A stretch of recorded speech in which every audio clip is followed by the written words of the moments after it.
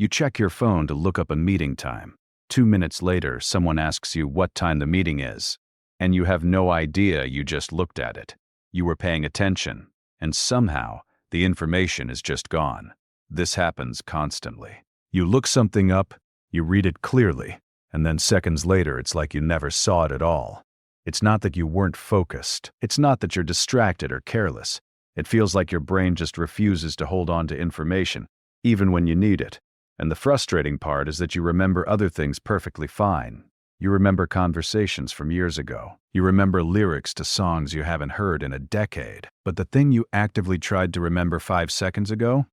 Completely gone. Most people assume this means something is wrong with them, that their memory is getting worse, or that they're not paying enough attention, or that they need to focus harder.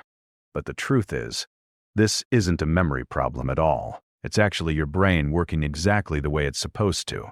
When you look something up, your brain doesn't treat that information the same way it treats everything else. It makes a very specific decision about what to do with it. And that decision is based on something most people don't realize is happening in the background. Your brain is constantly deciding what's worth keeping and what's not. It doesn't store everything. It can't. If it did, you'd be completely overwhelmed by the amount of information you encounter in a single day. So it filters.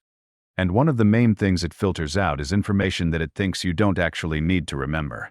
Research suggests that when your brain knows it can access information again easily, it doesn't bother storing it. This is sometimes called cognitive offloading. Your brain essentially decides that, since the information is available whenever you need it, there's no point in holding on to it yourself. This happens most clearly with phones. When you look something up on your phone, your brain registers that this information is stored somewhere else. It's in your calendar. It's in your notes. It's one search away, so your brain treats it as external memory, not internal memory. And because of that, it lets the information go almost immediately. The same thing happens when you look up a phone number, check a recipe, or glance at directions. Your brain doesn't encode the information deeply because it knows the source is still there. It's not that you weren't paying attention. It's that your brain decided the information didn't need to be remembered because it's already been handled. This is also why you can read an entire email and then have no memory of what it said moments later. You read it. You processed it, but your brain didn't move it into long-term storage because it assumed the email would still be there if you needed it again. And it's right. It is still there. But here's where it gets uncomfortable.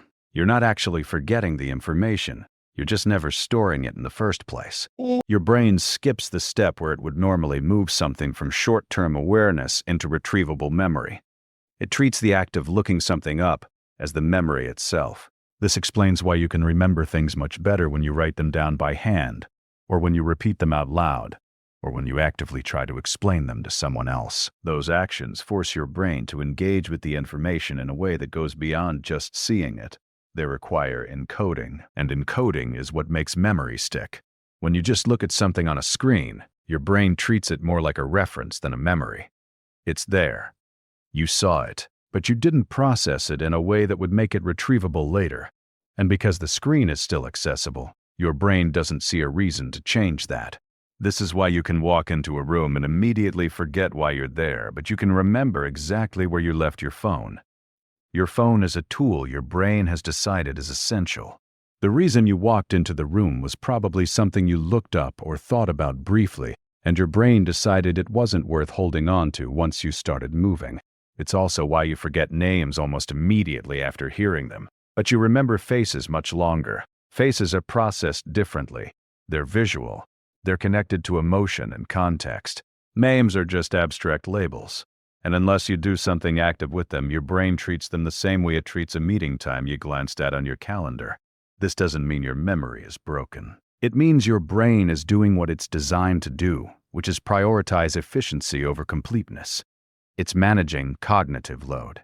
And in a world where you have access to nearly infinite information at all times, your brain has adapted by outsourcing memory to your devices.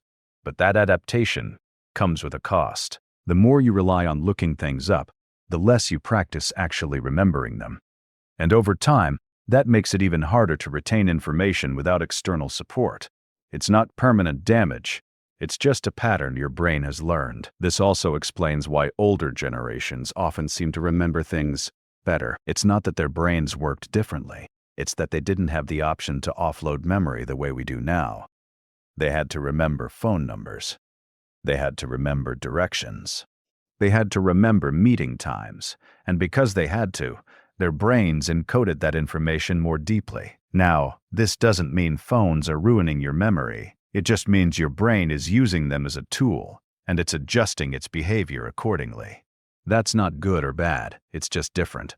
But it does mean that if you want to remember something, you can't just look at it. You have to do something with it. You have to engage with it in a way that signals to your brain that this is worth keeping. Otherwise, your brain will assume it's already handled and move on. And here's the thing most people don't realize. You're not losing focus. You're not getting worse at remembering. You're just operating in an environment where your brain has decided that most of the information you encounter doesn't need to be stored because it's already stored somewhere else. That's not a failure. It's just how memory works now. And once you understand that, the experience starts to make a lot more sense. You're not forgetting things you just looked up because something is wrong with you. You're forgetting them because your brain has learned that looking something up is not the same as needing to remember it. And until you give it a reason to think otherwise, it's going to keep making that decision.